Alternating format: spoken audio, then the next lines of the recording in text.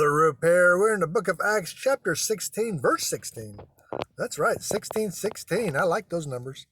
If you're my subscriber, thank you very much. I'm honored and privileged. And if you like these short little videos, 5-10 minutes long, go ahead and subscribe and ring the bell. Yeah, 1616. That's easy to remember. Verses like that. Not that I can remember any verses like that, but I'm really bad at memorization, verse memorization. I'm really bad at that. Always have been. So anyway, I am who I am. That's why I keep my Bible with me. I can just always look it up. Anyway, chapter 16, verse 16. And it came to pass, as we went to prayer, a certain damsel possessed with a spirit of divination met us, which brought her masters much gain by soothing. So, if you can see my red line here, right there, that's right, right there. That means there's a change of context. There's a change of context going on. And from 15 to 16, from verse 15 to 16. 15, they walk up on Lydia to the place of prayer. They baptize her, and then she lets them spend the night. She probably feeds them, doesn't let them sleep there. And so verse 16 is the next day, or it could have been a week later. I don't know. Luke doesn't tell us how much of a time difference there was, but it was a different day, and the situation changed completely. And that's why it's a change of context. And when you interpret Scripture, you got to understand the changes of context. Meaning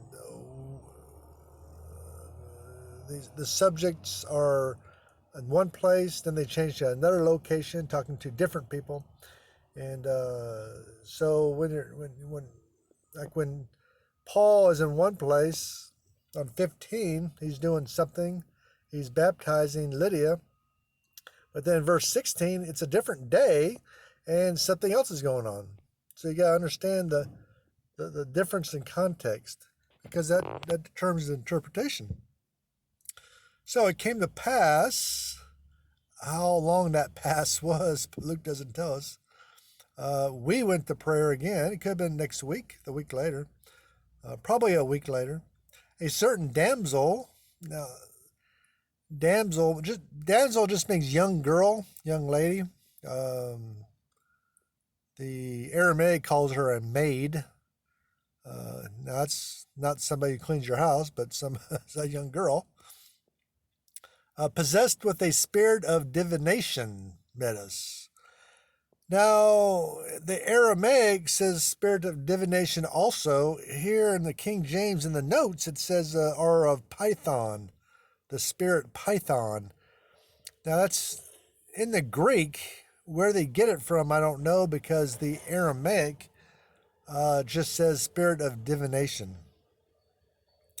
So I don't know where that was information is thrown in. So I'll just go with spirit of divination. Make sure it's possessed by a devil.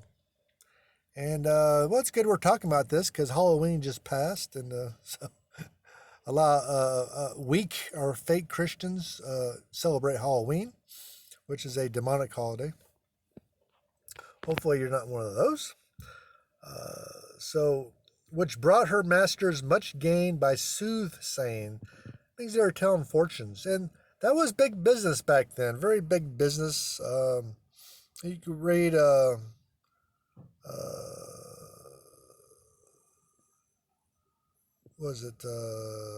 me see.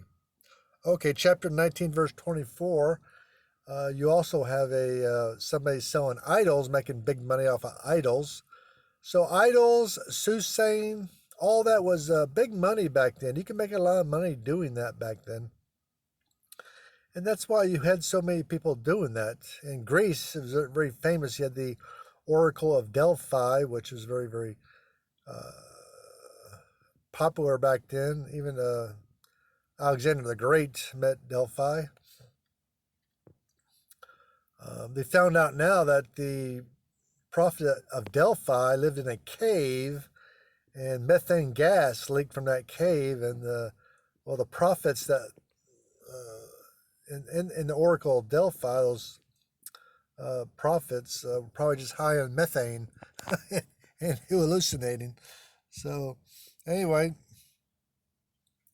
so Paul meets this demonic person possessed by a demon.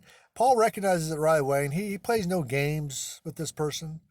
He plays no games with the devil, and that's how we should be. Play no games with the devil. Don't try to talk to the devil. The devil's just going to lie to you.